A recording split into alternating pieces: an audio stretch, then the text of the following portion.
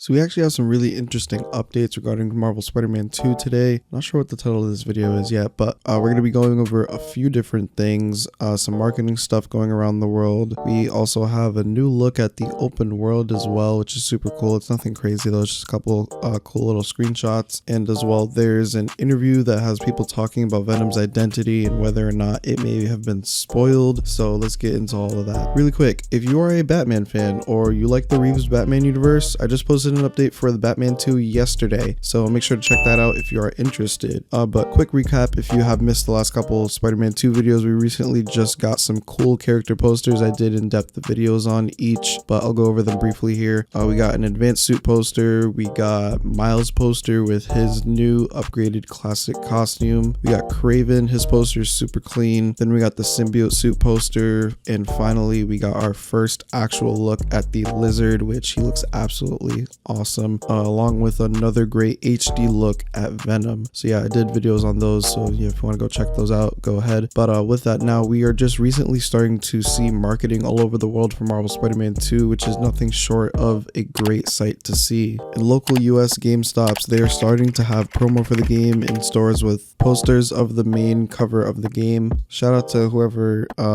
got these pictures. I got it off Twitter somewhere, but yeah, we got that. I'll show those in the background as I'm talking. But yeah, we got those pictures as well, though. We have a video of the story trailer for Marvel Spider-Man 2 being played in theaters before a Sony movie production. I'll play that in the background as well while I talk. But yeah, this is pretty cool. Have we seen video game trailers in movie theaters before? Honestly, I haven't personally. I don't think this is like a first ever time thing, but I personally, again, have never seen a video game trailer in theaters. So that's pretty interesting. That's pretty cool to say the least. But yeah, let's move on to a post from a director of sound at PlayStation Studios, Jeremy. He posted this on, out of all platforms, this is so fucking random, LinkedIn, like one of those apps you get jobs from. So fucking random.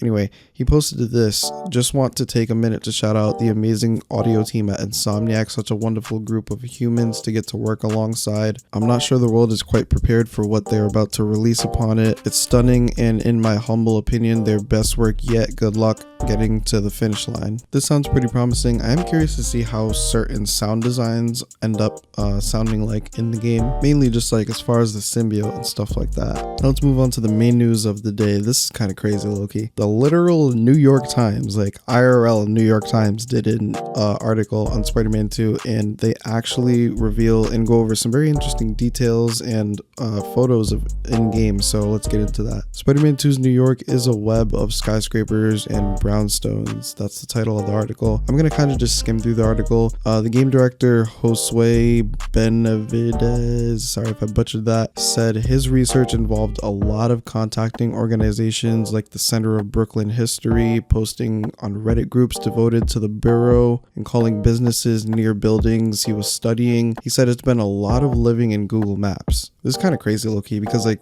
I don't know, I feel like we never would have guessed. This is like kind of like we never truly would have known what type of work goes into building a replica of a very well-known place such as New York City in a video game. And from the sounds of it, the team over at Insomniac has been doing very extensive research, putting a lot of time, effort, blood, sweat, tears into building their New York and doing their best to have it based off the IRL New York, which is very cool and very admirable. Kind of cool little quick thing I wanted to mention is they do briefly mention Spider-Man 1 from 2002, so it's kind of cool. But moving on, they say in the article, designers also wanted to vary the urban landscape, ensuring that important sites from the comics like Aunt May's house and Brooklyn Vision's Academy were clearly represented. Another difficulty was identifying where to end the playable area in the boroughs that stretched into Long Island. The good news is that Spider-Man became successful, said Brian Intihar, but with success comes greater expectations. I think it's interesting they had trouble figuring out where to end the playable area. I wonder how big Brooklyn and Queens are going to be.